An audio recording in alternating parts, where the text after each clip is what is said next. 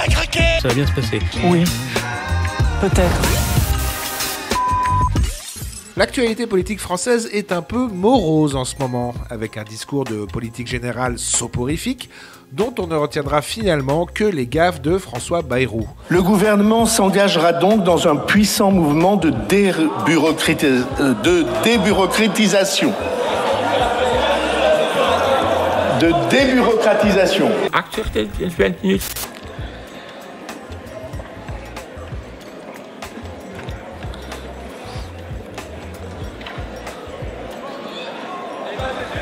Je suis là.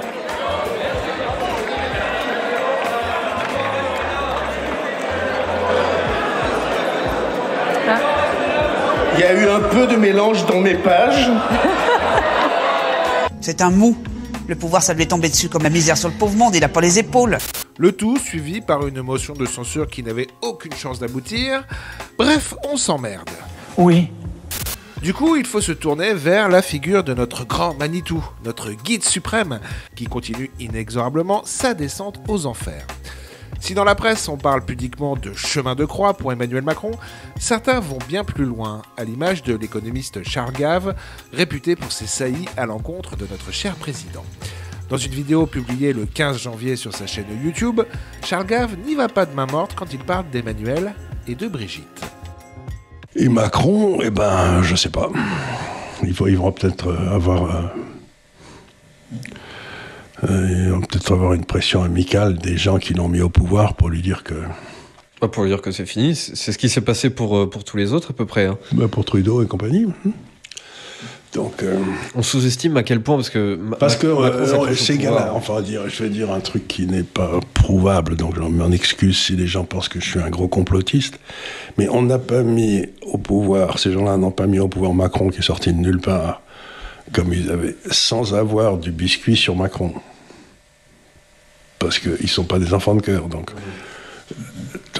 ceux qui l'ont mis au pouvoir ont suffisamment d'éléments, sinon ils l'auraient pas mis là,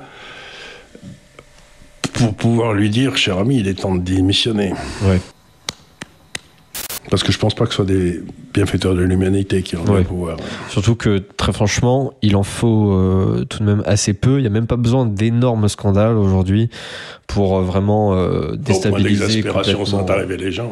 Oui, déjà, avec le niveau d'exaspération, il suffirait, même sur des trucs tout à fait connus, il suffirait que d'un seul coup, les chaînes de télé se mettent à boucler sur l'origine de sa relation avec sa femme, savoir que le fait qu'il avait 14 ans, alors que pendant sa campagne, généralement, les médias disaient qu'il avait plutôt 16-17 ans.